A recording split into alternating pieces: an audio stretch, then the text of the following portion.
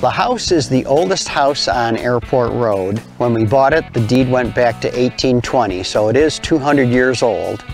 And this is the original part of the house that you're working on. The window had a lot of rot around it, and the window just was letting in air, and it just wasn't any good, especially in the winter time. The curtains actually moved a little bit when it was windy. There's a lot of maintenance involved with this type of window. It's not as energy efficient as it once was.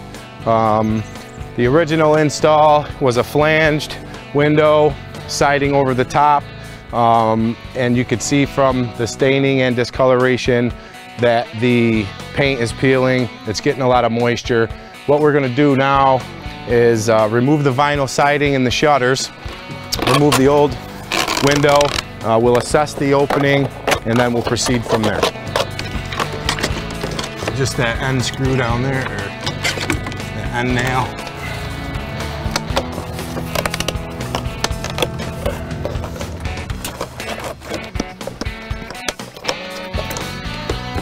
A lot of customers have concerns about their window treatments, blinds, etc.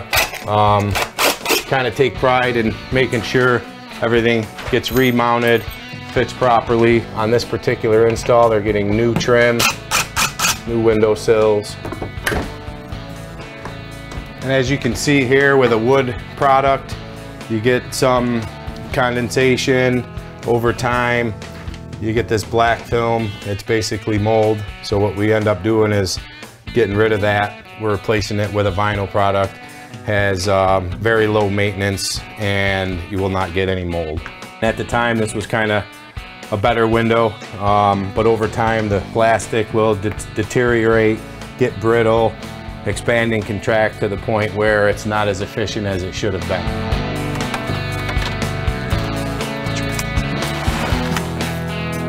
Okay, go ahead, pull. Keep going. Okay, now let it go that way. Go walk that side. You got it? I know you do.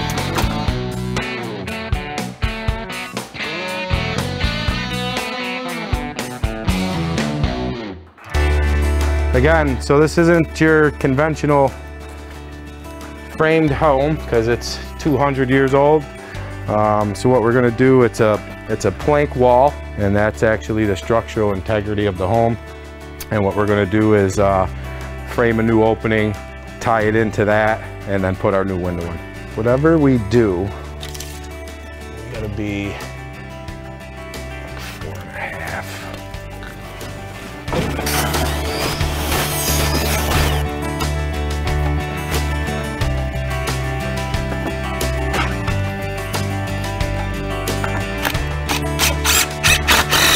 Cut that 2x down to 59, or 59 1/4. Again, the house is 200 years old. You kind of have to do what you have to do to get it structurally sound for the new window. What we'll do is we'll go ahead and dry fit the window just to make sure everything's going to operate properly. Once we establish that, we'll pull the window back out, apply our flash detail, and then continue the process. Got it?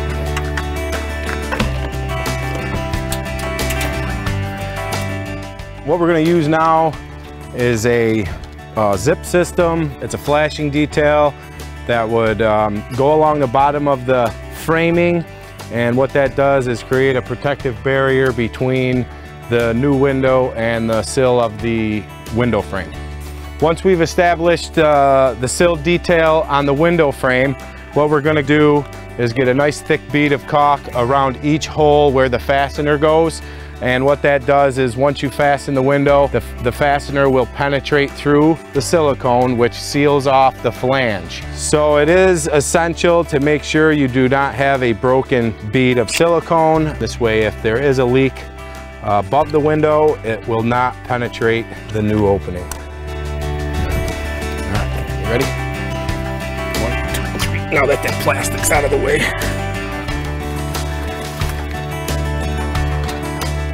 Got it? Watch the siding.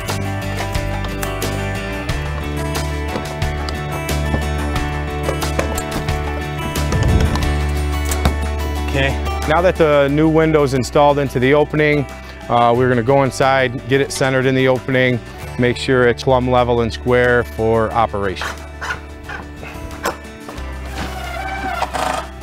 It's a beautiful job. They've taken care of flowers that we don't really care that much about, but they care about them, and it's all clean.